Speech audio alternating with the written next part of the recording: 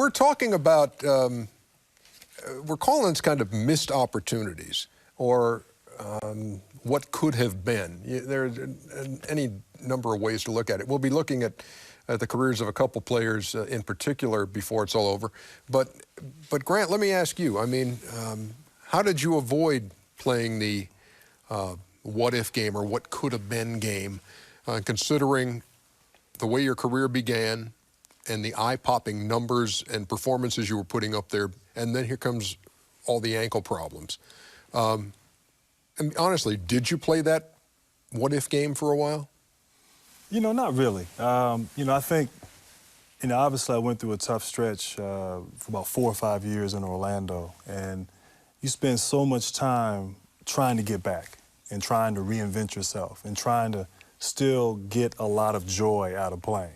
And so I didn't really have time to look too far back and reflect or play the, you know, woulda, coulda, shoulda, or the what-if game. You know, I was just trying to move forward and trying to, you know, contribute somehow, some way. And certainly understanding that my body had changed and there were restrictions and limitations, and maybe going through some of that, you realize it is a privilege to play at this level. And so I want to get back out there.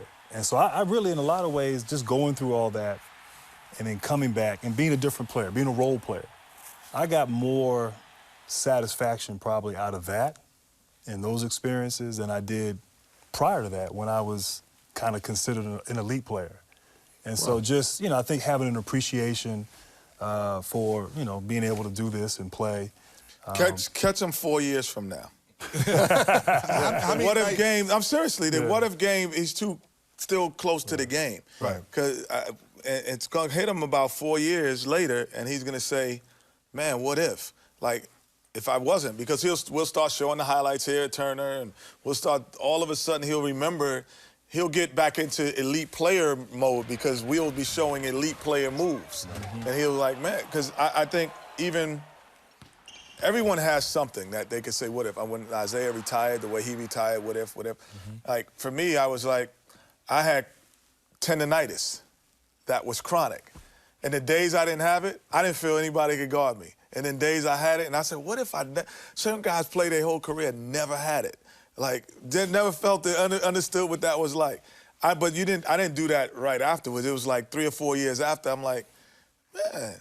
I think for Grant, we all played the what-if game for you. Yeah. Right. Yeah, that's well said. How many times did you say, why me? Because I think... Oh, no, I did say that. How many times you said, why me, knowing that all you've been through? But, you know, I probably thought more about my Detroit years and maybe what if, just being... First of all, a lot of you guys are contemporaries, so I played against you guys, so it brings back memories. But, you know, it really was another lifetime. I've kind of put that way back in the memory. That's what makes you Grant Hill. You're humble. But I think the what-if game from us, competing against you, watching you play, I have never seen anything like that. You know what I mean? For a guy, you know, I pride myself being, you know, a big guard. You seeing him handle the basketball, and, you know, because we played against you guys in playoffs 2 or 3 times when we were saying, we can't stop him from getting to the bucket with Dikembe behind us. You know, where Dikembe's, you dunking on Dikembe with ease. And with Mookie, with myself and us all double-teaming him, and him being able to make it easy. And, you know, no disrespect to your teammates, you didn't have a lot with you. And you That's made a little it disrespectful, but that's all right. Well, I will say this, though. You know, it's funny, with YouTube now and things like that, my children, my daughter, who's 11, she'll get on there every once in a while. She'll like, Dad, you were pretty good. Like, you weren't always a scrub. She doesn't refer to you as a scrub. Dad, you can't guard LeBron. You can't guard Carmelo. You can't guard those guys. And it's like, man, like, you know. Okay, it's coming out. It didn't take 4 years. It didn't take 4 years. Because you could. Think about that. Right. You just said you can't guard. And the first thing in your mind, and this is from athlete to athlete thinking, you like, I could guard LeBron and Carmelo and those guys. You pick that up right here, I mean, right now. The competitor in you is there, but the problem was, and I didn't dwell on it, but I felt like you go into a fight and you don't have all your weapons.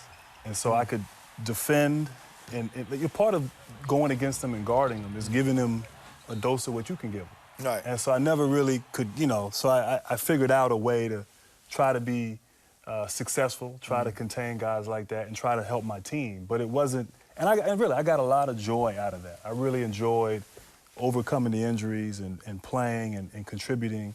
And obviously trying to go for a championship coming up short. Better man than me, I ain't gonna lie. But, I mean, nights when you sitting there, you say, you know what? I'm done with this. I'm tired of rehab, and I'm tired of dealing with this. I'm done. How many times you felt like that?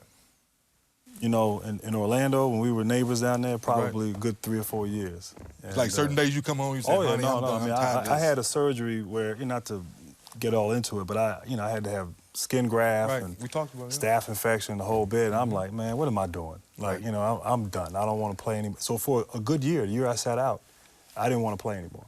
Right. But then you get healthy, you start feeling good. You say, oh, maybe I can get back out there. And so we all have played probably when we shouldn't have played. And I think you do that because you love the game. The amazing thing is, too, and Kenny and you and I were talking about it in a commercial break, and you took your sock off. Man, that's not pretty, man. And we looked at your ankle. Right. And you said this is about as low as it's been. This is with the swelling at its low point. And the smell was awful. That's skin graft. You sound like my 11-year-old. Do we do that on open court? Do we ask you to show us your ankle on open court? You really want me to? Yeah. Okay, man. I mean, it's nothing pretty. No, For it's you not children pretty. at home, be Oh, careful. man. This is the Yeah, this is the cost of success right here. Yeah. It's 19 years, but it's this is. Look at that. If I had known, I'd have put some lotion on my ankle. No, we let you slide with that. That's the skin graft. That's the skin graft. Skin graft, yeah, you can't really see it, but. What's amazing, you said 19 years. 19 years. Wow. Well, according to Kenny, it was 17. No, he played 15. He played 4 of them. He was just kind of out there.